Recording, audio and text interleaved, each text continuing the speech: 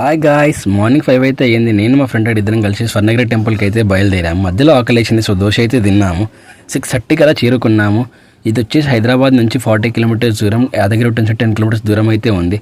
మొదట శ్రీవారి పాదాలకు దండం పెట్టుకుని 108 స్టెప్స్ అయితే ఉన్నాయి. వెక్కేసి పైకి అయితే వెళ్ళిపోయాము.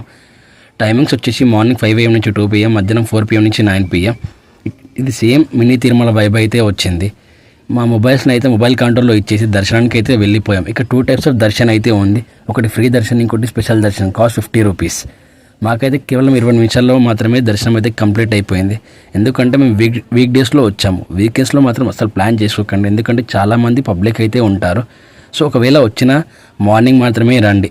ఇక్కడ మెయిన్ అట్రాక్షన్ వచ్చేసి 4 మహారాజు గోపురాల మధ్య ఆదిశేష వాహనంపై పడుకునున్న నారాయణ స్వామి. ఈ టెంపుల్ని రీసెంట్గా అయితే కట్టారు కాబట్టి చాలామంది జనాలు అయితే వస్తున్నారు. మీరు మాత్రం వీకెండ్స్లో మాత్రం అస్సలు ప్లాన్ చేసుకోకండి. వస్తే వీక్ డేస్లో మాత్రమే రండి.